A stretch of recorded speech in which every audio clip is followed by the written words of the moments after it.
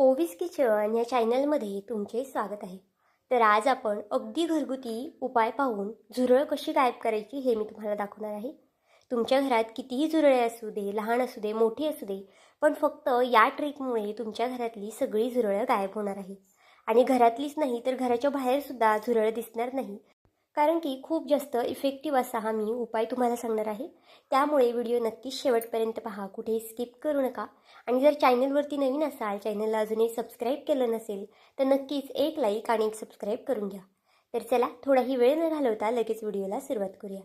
त्याआधी बघा, इथे एक वाटी घ्यायची आहे. घरातली कोणतीही वाटी, बाऊल तुम्ही इथे घेऊ शकता, किंवा मग प्लास्टिकचं भांडं घेतलं ना तरीसुद्धा चालणार आहे. आपण नेहमी झुरळांसाठी बाहेरून लिक्विडचे पदार्थ आणतो, किंवा मग औषधी पदार्थसुद्धा आणतो. त्यामुळे घरात जर लहान मुलं वगैरे असतील ना तर त्याचीसुद्धा भीती असते खूप. म्हणून इथे अगदी घरगुती असा मी इथे उपाय तुम्हाला सांगणार आहे. तर बघा, एका वाटीमध्ये मी बऱ्यापैकी पाणी घेतलेलं आहे. म्हणजे एक पेला इतपत पाणी असेल. ग्लासाने मोजलं तर अर्धा ग्लास इतपत पाणी घेतलेलं आहे. त्यामध्ये आपण जे लादी वगैरे पुसतो ना त्याचं लिक्विड घालायचं आहे. जर तुमच्याकडे फिनेल असेल ते टाका, किंवा मग दुसरं कोणतं लायझॉलचं वगैरे लिक्विड असेल ते टाकलं तरी चालेल. आता अर्ध बुचण इतपत मी हे लिक्विड टाकून घेतलेलं आहे. एक पेला पाण्याला अर्ध बुचण लिक्विड इथे मी घालून घेतलेलं आहे. आता बघा, इथे मी मुंग्यांची पावडर घातलेली आहे. जर तुमच्याकडे मुंग्यांची पावडर नसेल तर त्याऐवजी तुम्ही बोरिंग पावडर असते ना ती वापरा, किंवा मग आपण मुंगे मारण्यासाठी जे खडू वापरतो ना त्याचीसुद्धा इथे तुम्ही पावडर करून तीसुद्धा वापरू शकता. आणि ही जरी पावडर तुम्हाला घालायची असेल तर कोणत्याही दुकानामध्ये, किराणा मालाच्या दुकानामध्ये आरामात ही पावडर तुम्हाला मिळून जाईल. आता बघा, पावडर इथे मी अगदी थोडीशी घातलेली आहे, जास्तसुद्धा पावडर घालायची नाही. आता पावडर घातल्यानंतर पुन्हा छान असं हे मिक्स करून घ्यायचं आहे. उपाय खूप जास्त इफेक्टिव्ह आहे. तुम्हाला जास्तीत जास्त एक 4 ते 5 दिवसातच याचा रिझल्ट भेटणार आहे. जास्त दिवससुद्धा लागणार नाही, कारण की अगदी कमीत कमी दिवसामध्ये याचा रिझल्ट येतो आणि बऱ्यापैकी झुरळं मेली जातात. आता बघा, यामध्ये आपल्याला अर्धी पुडी इनो घालून घ्यायचं आहे. तर बघा, इनो घातल्यानंतर हे छान असं पुन्हा मिक्स करून घ्यायचं आहे. आता तुम्ही इथे इनो कोणताही वापरू शकता. तुमच्या घरात जो इनो असेल तो वापरला तरी चालेल. आणि जर इनो नसेलच तर त्याऐवजी तुम्ही जो बेकिंग सोडा असतो ना तो वापरला तरीसुद्धा चालणार आहे. आता बघा, इनो घातल्यानंतर छान असं हे मी ढवळून घेतलेलं आहे. इथपर्यंत व्हिडिओ पाहिलाच आहे, आणि थोडा जरी आवडला असेल ना तर नक्कीच व्हिडिओला एक लाईक आणि एक सबस्क्राईब करून घ्या. कारण की नवीन यूट्यूबरसाठी तुमचं एक लाईक, एक सबस्क्राईब हे खूप जास्त मोलाचं असतं. तसाच माझा हा व्हिडिओ तुम्ही कोणत्या देशातून, शहरातून पाहत आहात ना हे सुद्धा मला कमेंट करून नक्कीच सांगा. आता इथे मी तुम्हाला 2 पद्धतीने उपाय सांगणार आहे, त्यामुळे व्हिडिओ शेवटपर्यंत पहा, कुठे स्किप करू नका. आता बघा, यामध्ये अगदी थोडंसं मी लिंबू पिळून घेतलेलं आहे, आणि जी लिंबाची फोड होती ना तीसुद्धा यामध्ये मी घालून घेतलेली आहे.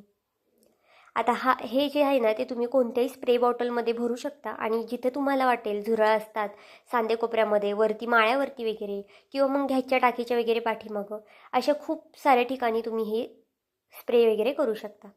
आता चला दुसरा उपाय पाहूया. दुसरा उपायसुद्धा अगदी इफेक्टिव्ह आहे, फक्त वेगळ्या पद्धतीने दाखवणार आहे. त्यामुळे हा सुद्धा उपाय जर तुम्ही केला ना तर नक्कीच तुम्हाला याचासुद्धा फायदा होणार आहे. कारण की घरामध्ये खूप जास्त अशा जागा असतात तिथं खूप जास्त प्रमाणात झुरळे असतात, झुरळांची पिल्लं असतात. तर त्याचं नक्कीच या उपायामुळे फायदा होणार आहे तुम्हाला. आणि हा व्हिडिओ जर तुम्हाला थोडा आवडला असेल ना तर नक्कीच तुमच्या मित्रमैत्रिणींसुद्धा शेअर करा, कारण की त्यांनासुद्धा या उपायाचा नक्कीच फायदा होणार आहे. आणि त्यांच्या घरात जरी झुरळ वगैरे असतील ना तर ते सुद्धा अगदी पळून जातील. झुरळ नव्हे तर मुंग्यासुद्धा या उपायाने अगदी बऱ्यापैकी कमी पडतात. मुंग्या वगैरेसुद्धा मेल्या जातात. आता बघा, इथे मी 3 चमचे बेसन पीठ घेतलेलं आहे.